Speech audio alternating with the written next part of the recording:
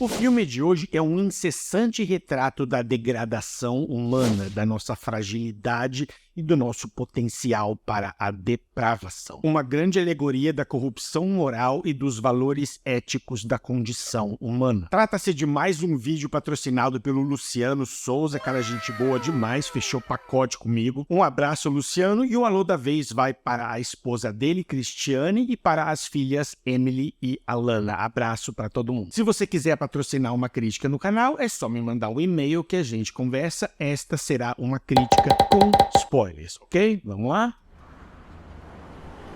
Vamos lá.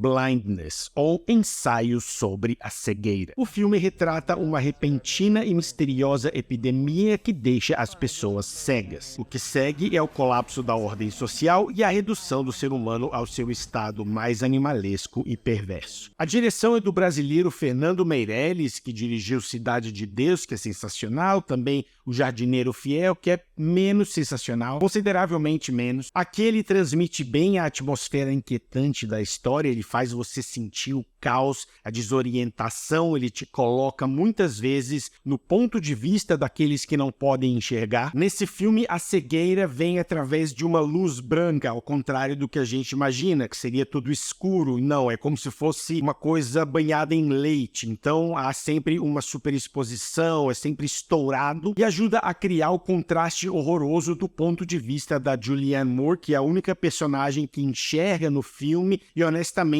não dá para dizer se isso é uma coisa boa ou ruim a essa altura. Será que há coisas que é melhor não ver? Ela testemunha tudo, ela vê a parada toda apodrecendo, figurativa e literalmente. Tem uma ceninha que mostra ela tentando manter tudo limpo e organizar. E outra, ela tem que fazer tudo escondido, porque ninguém sabe que ela pode ver, só o marido dela. Então você vê lá uma montagenzinha, o corredor tá relativamente limpo no começo, e ela tenta empurrar ali, aqui daqui a pouco, sujeira, as pessoas passando peladonas e ninguém sabe onde tá nada, até que uma hora ela senta no chão e desiste. Então, assim, acho que tem um lado ruim poder enxergar nessa hora. O diretor realmente quer te colocar lá dentro, muita câmera subjetiva, muita câmera na mão, muita câmera tremida, uma coisa muito íntima, muito realista. E funciona, o filme tem uma imersão muito incômoda. O diretor adora um plano detalhe, tem uma sequência deles se desfazendo dos bens pessoais, que é muito forte, que por um lado eles não servem pra nada, ainda mais nesse caos todo, mas tem um valor sentimental e ele mostra pedacinhos, ou quando ela olha para uma ferramenta que ela deixa lá de novo, plano detalhe. O Meirelles dirige muito bem o filme. A cinematografia do César Charlone é um dos destaques do filme, muitas sombras e silhuetas, ótima manipulação da escuridão para representar a percepção limitada dos personagens. Os enquadramentos parcialmente obstruídos também reforçam essa perspectiva. As cores dessaturadas ajudam na atmosfera sombria e deprimente, sem vida, além de servirem como uma metáfora para a cegueira moral, a inabilidade de perceber a real natureza das nossas ações. O design de produção é super eficiente, o lugar fica nojento e parece um nojento real, não parece um nojento cenográfico. O diretor encontra bem momentos para realçar isso, às vezes um plano mais fechadinho só de um pé pisando em excremento. Você realmente vê que aquela é a realidade deles, e aí ainda tenta imaginar você viver naquilo sem saber exatamente onde você tá. O filme de vez em quando faz essa subjetiva, então, e depois quando eles saem pra cidade também, tá tudo, é nojento. É impressionante como as pessoas se corrompem rápido, assim que o primeiro cara perde a visão, na primeira cena, aliás, o filme não enrola, eu gosto disso, ele já começa com as paradas acontecendo, assim que o primeiro cara fala, galera, eu tô cego, não consigo ver, imediatamente alguém rouba o carro dele, alguém já, opa, não, deixa que eu levo ele em casa, e claro, vai se aproveitar e tal. É instantâneo. O roteiro capta bem a essência do material fonte, equilibrando elementos alegóricos com jornadas envolventes comoventes que nos fazem refletir sobre a vulnerabilidade da nossa estrutura social e o potencial humano para a compaixão e para a crueldade. Eu gosto mais do filme do que do livro. O livro até explora melhor os personagens, as motivações. Faz tempo que eu não achei o meu, acho que eu odeio emprestar livro, mas do que eu lembro, sim, tinha mais desenvolvimento de personagens, tinha mais coisas externas, mas Saramago é uma leitura dura, muitas sequências que não acabam, pouca pontuação. O filme também é duro, mas sei lá, eu acho que eu prefiro sofrer durante 2 horas do que 5 dias. O ritmo deixa o filme um pouco desconexo, ele quebra a tensão, ele quebra até o impacto emocional de algumas sequências, a maneira como ele transita entre um acontecimento muito carregado e outro. Às vezes dá uma quebrada estranha. É mais um problema de montagem do que de edição, e o foco nas alegorias impede um desenvolvimento mais profundo dos personagens. Parte disso é proposital, a história é abstrata, ela não te oferece soluções fáceis, ninguém tem nome, então ele é o médico, ela é a esposa do médico, ele é o garçom, o outro é o cara com o tampão no olho, o outro é o menino, ninguém tem nome, você não sabe em que cidade ou em que país, você não sabe onde aquilo está acontecendo, então há uma universalidade bacana nisso aí, mas ao mesmo tempo uma distância. Ele poderia ter mais momentos pessoais, aquele incômodo da degradação acaba ficando repetitivo, redundante e muito pesado, acontece durante muito tempo, quando outros momentos de simplicidade e de intimidade funcionam muito bem, como quando o personagem do Danny Glover bota uma musiquinha e eles têm um pequeno momento de paz. E aí você vê a conexão que o personagem do Mark Ruffalo faz com a personagem da Alice Braga, e a personagem da Julianne Moore vê e entende, não vou dizer que ela gosta, mas ele entende. Depois, inclusive, os dois se pegam e ela sabe que, né, tem os efeitos psicológicos, né, o dinamismo do casal, né, sendo que ela enxerga, então ela cuida dele, ele fala que não consegue mais enxergá-la como esposa, e sim como uma enfermeira, e é claro que é assim, né, então difícil retomar. Eu queria muito saber se os dois voltam a ter uma vida, né, depois que a visão dele volta, né? Eu queria saber. A trilha sonora é esquisitona, você sente uma inquietação, você sente o sentimento de apatia, de depressão que fica no ar, tem uns tons dissonantes, uma melodia etérea, é uma coisa quase semi-pseudo-existencialista, que gera uma sensação meio de apodrecimento. É bem... Não é isso. Desculpa, eu não sei imitar, que fica na minha cabeça da música de um filme. O filme tem algumas sequências muito marcantes, tem uma onde novas pessoas estão sendo levadas para o que essencialmente vira um campo de concentração, e meio que parece um filme de zumbi, sabe? Aquele pânico, ninguém enxerga e os caras apontando a arma. Imagina, você perdeu a visão, você não tem ideia, está completamente desorientado. Você sabe que tem um monte de... Eu odeio multidão, sem poder enxergar ainda, e ainda a possibilidade de levar um tiro por não estar andando na linha. É sinistro. Você também vê o potencial para a crueldade do ser humano, e não das sequências mais óbvias. Eu tô falando naquela ceninha, por exemplo, que ela vai pegar uma pá, e os guardas não sabem que ela enxerga, então ela tem que fingir que é cega, e eles ficam desorientando ela. Vai pra esquerda, vai pra direita, tananã, entendeu? Pra quê? E quando chega na parte que o personagem do Gael fala, tragam suas mulheres por comida, aí fica difícil de ver. Pode inclusive ser a sequência que quebra o filme para algumas pessoas, porque é muito pesado, e aí o filme ainda tem...